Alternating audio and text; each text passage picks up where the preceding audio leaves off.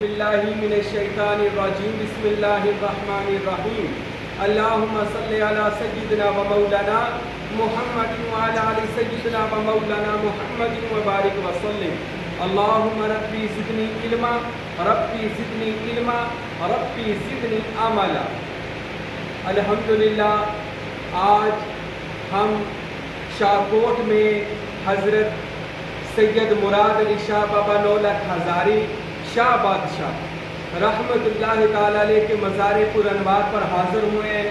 ہمارے ساتھ ہمارے عقیدت مند جڑا والا شہر سے شاہکوٹ میں اس اللہ کے ولی کے دربار پر حاضری کے لیے، دعا کے لیے، فیض کے لیے حاضر ہوئے۔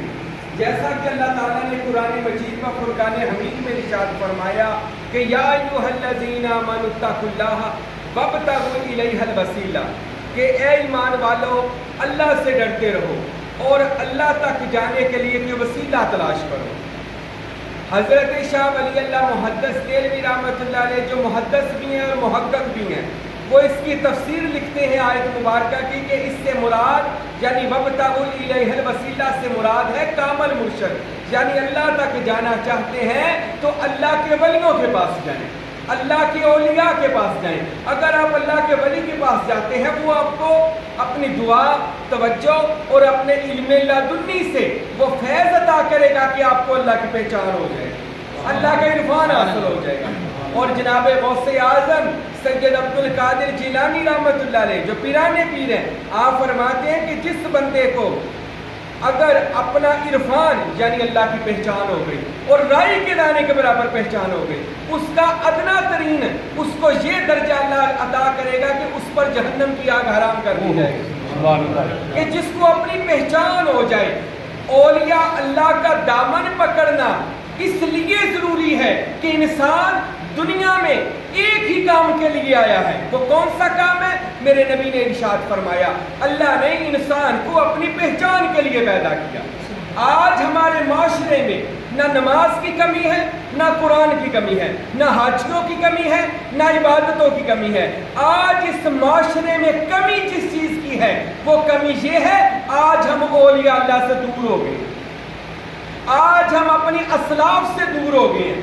آج ہم حضرت بابا نولک ہزاری شاہ بادشاہ جیسے اور بھی جتنے اولیاء اللہ ہیں ان سے دوری کی وجہ سے آج ہم میں اسلام صرف نام کا رہ گیا ہے، بلکہ یہ تو وہ لوگ تھے جنہوں نے اسلام کو اپنے عمل میں لے کر آئے، اور ایسا عمل میں لے کر آئے کہ ان لوگوں نے تقریروں سے نہیں، باتوں سے نہیں، بیانوں سے نہیں، بلکہ اپنی کرامات اور اپنی اخلاق سے غیر مذہبوں کو اسلام قبول کروا دیا۔ انہوں نے بہت لمبی تقریریں نہیں زندگی میں کہ اکثر لوگ کہہ دیتے ہیں کہ بابوں نے کیا کیا ہے، بابا فرید نے کیا کیا ہے، یا داتا صاحب نے کیا کیا ہے۔ ارے ان لوگوں نے جو کیا ہے آج کا کوئی بندہ کر ہی نہیں سکتا۔ مولانا محمد علی جوہر صاحب اجمیر شریف گئے اور حضرت معین الدین چشتی کی قبر پر کھڑے ہو کر کہتے ہیں کہ میں نے، مولانا محمد علی جوہر صاحب کہتے ہیں کہ میں نے 60 سال تبلیغ کی ہے، بڑا بڑا عالم تھا، ایک بندہ بھی مسلمان نہیں کیا، 60 سال تبلیغ کر کے ایک بندہ میرے ہاتھوں مسلمان نہیں ہوا، مگر یہ جو قبر میں لیٹا ہے معین الدین چشتی، اس نے ایک نظر میں 90 لاکھ کو کلمہ پڑھا دیا۔ ارے نگاہ ولی میں یہ تاثیر دیکھی، بدلتی ہزاروں کی تقدیر دیکھی۔ اولیاء اللہ کے پاس کیا ہے؟ اولیاء اللہ کے پاس اللہ ہے، جو نام ہی اولیاء اللہ، یہ قرآن میں آیا ہے سورہ یونس، الا ان اولیاء اللہ، اللہ کے دوست۔ لوگ پوچھتے ہیں ان بزرگوں کے پاس کیا لینے جاتے ہو، ان کے پاس کیا ہے؟ تو اللہ قرآن میں اس کا جواب دیتے، ہم نہیں جواب دیتے، اللہ کے ولیوں کا جواب اللہ قرآن میں خود دیتا ہے۔ اللہ فرماتے ہیں ان اللہ مع المتقین، بے شک میں اللہ اپنے نیک بندوں کے ساتھ ہوں، میں اولیاء کے ساتھ ہوں۔ اچھا ہمیں پوچھتے ہیں ہم کیا لینے آئے ہیں؟ ہم ان سے اللہ کو لینے آئے ہیں۔ ویسے تو اللہ ہر جگہ ہے پر خاص اپنے بندوں کے ساتھ ہے۔ آج دیکھیں حضرت سید مراد علی شاہ، حضرت نولک ہزاری جب تک زندہ رہے اسلام کی تبلیغ کی، غیر مذہبوں کو اسلام قبول کروایا، اور بڑی مشہور بات ہے 9,00,000 بار قرآن پڑھا، اور اتنا پڑھا کہ قرآن وجود پر وارد ہو گیا۔ قرآن پڑھنا اور ہوتا ہے،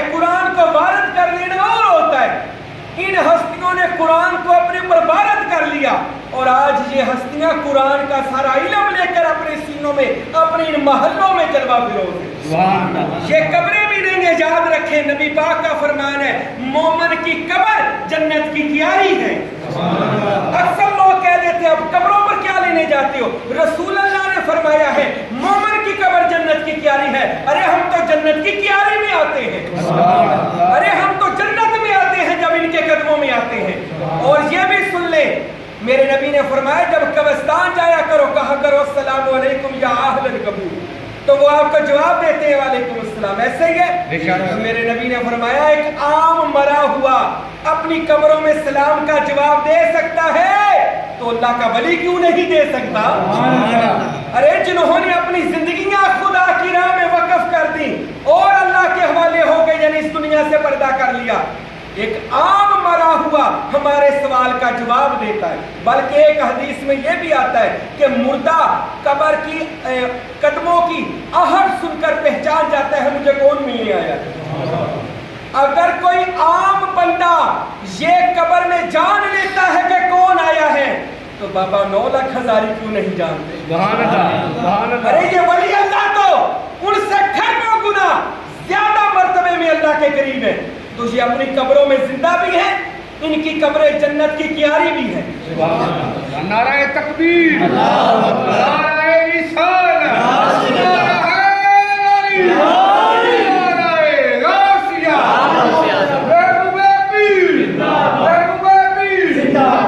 اور پھر کہتے ہیں قبروں سے ملتا کیا ہے؟ دنیا میں سب سے بڑی قبر ہے مدینے میں ہمارے کملی والے نبی کی. تو آپ نے اپنی قبر کے بعد اگر قبروں میں کچھ نہ ہوتا یاد رکھیں تو نبی کریم بھی کہتے قبروں پر نہ جاؤ. بلکہ رسول پاک نے فرمایا مشکات کی حدیث ہے من زار قبری وجبت لہو شفاعتی، جس نے میری قبر کی زیارت کر لی اس پر محمد کی سفارش واجب ہو گئی. یعنی کہ وہ جنتی ہو جائے گا. پتا چلا کملی والے نے قبروں کو بھی یہ حکم دے دیا یعنی اپنی قبر سے اس چیز کا حکم ملتا ہے کہ قبروں کا احترام کرو. اور یہ تو وہ ہستی ہے جو سید ہیں اور رسول اللہ کی اولاد ہیں اور اولیاء اللہ ہیں. تو میرے بھائیوں اولیاء اللہ کے مزارات جنت کی کیاری، اولیاء اللہ کے مزارات فیض دینے کا سمندر ہے جہاں سے قیامت تک لوگ فیوز و برکات حاصل کرتے ہیں. اور یہ ہستی تو وہ ہستی ہے کہ جس کے بارے میں کتابیں کہتی ہیں کہ بابا گرو نانک جیسی ہستی ان کی مرید تھی. ان کی دعا سے ایک روایت میں مرید ہے اور ایک روایت میں ان کی دعا سے پیدا ہوئے تھے. آج سکھوں کا بانی حضرت گرو نانک صاحب کہ جو اللہ کے پائے کا درویش ہے، ارے وہ اس فقیر کی دعا اور توجہ سے پیدا ہوا ہے. یہ تو وہ ہستی ہے.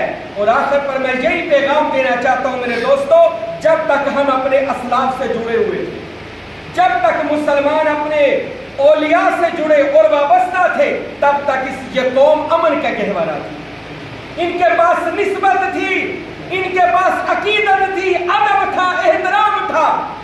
جب یہ ختم ہونا شروع ہو گیا، میڈیا کا دور آ گیا، مولویوں نے اللہ سے دور کرنا اور اولیاء سے دور کرنا شروع کر دیا. آج یہ دور آ گیا کہ ہم کسی مذہب کی بھی عزت نہیں اب کر رہے، ہم کسی فرقے کی عزت نہیں کر رہے، ہم میں احترام اور ادب ختم ہو گیا. یہ کیوں ہوا بھلا؟ ہم نے اولیاء اللہ کا دامن چھوڑا. تو خدا را اگر آپ چاہتے ہیں کہ آپ بھی اولیاء اللہ کے رنگ میں رنگے جائیں تو میرے بھائیوں نے اولیاء اللہ سے مضبوطی سے ان کا دامن پکڑ لے گا یہ انشاءاللہ. ارے علامہ اقبال جیسی ہستی کہتی ہے نگاہ مرد مومن سے بدل جاتی ہے تقدیریں. ارے گر ہو ذوق یقین پیدا تو کٹ جاتی ہے زنجیریں.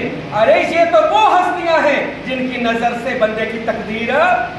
ہم بھی اس لیے آئے اس ولی کامل کی بارگاہ میں. اب تو انشاءاللہ دعائے خیر ہوگی کہ اس پاک ولی کے مزار پر کھڑے ہیں اور ان کے وسیلے سے یہ بھی سن لیں ان کے وسیلے سے اللہ ان کے قریب ہے. جو دعا کریں گے اللہ قبول فرمائے گا. یا اللہ ان کے وسیلے سے کہ یہ تیری ذات میں فنا ہو کر بقا حاصل کر چکے ہیں، اللہ ہمیں بھی اس سمندر سے ایک قطرہ عطا فرما، ان کے فیض سے فیض عطا فرما، ان کے وسیلے وسیلے سے دعا کریں گے انشاءاللہ قرآن و حدیث سے وسیلہ ثابت ہے تو انشاءاللہ اللہ ضرور ہماری دعا قبول فرمائے گا. میرا پیغام پھر یہی ہے اولیاء اللہ کے مرید ہو جائیں, اولیاء اللہ کا دامن پکڑیں. آمین. بسم اللہ الرحمن الرحیم. اللہم صلی علی سیدنا و مولانا محمد وعلی آل سیدنا و مولانا محمد وبارک وسلم. یا اللہ پاک اپنے پیارے حبیب پاک صلی اللہ علیہ وسلم کا صدقہ ہم سب کی حاضری سلام اس ولی کامل کی بارگاہ میں قبول فرما. یا اللہ پاک جو بھی ہم نے ہدیہ پڑھا پیش کرتے ہیں رسول خدا محمد عربی کی بارگاہ میں, پنج تن پاک کی بارگاہ میں, غوث اعظم کی بارگاہ میں, ہمارے مرشد حضرت حق باہو سچ باہو ایک نظر کرم دی باہو سلطان کی بارگاہ میں پیش کرتے ہیں قبول فرما. ان کے وسیلہ کریمہ سے اس کلام کا ہدیہ حضرت مراد علی شاہ بابا نولا ہزاری کی روح پاک کو پیش کرتے ہیں قبول فرما. یا اللہ ہم سب کے حاضرین کے صغیرہ کبیرہ گناہ معاف فرما. اللہ ہم سب کو ہدایت دے, اللہ ہم سب کو نیکی کی توفیق دے. ہم میں جو بیمار ہے شفا دے, جو قرضدار ہے قرضے سے نجات دے, جو غریب ہے امیر کر, جو دین سے دور ہے دیندار کر دے. ہمیں اولیاء اللہ کی محبت اور اولیاء اللہ کے نقش قدم پر چلنے کی توفیق عطا فرما. ان اولیاء اللہ کا فیضان اور ادب عطا فرما اور ہم سب کی نیک مرادیں پوری فرما. ثم آمین وفوض امری اللہ ان اللہ بصیر بالعباد. برحق لا الہ الا اللہ محمد رسول اللہ صلی اللہ علیہ وسلم.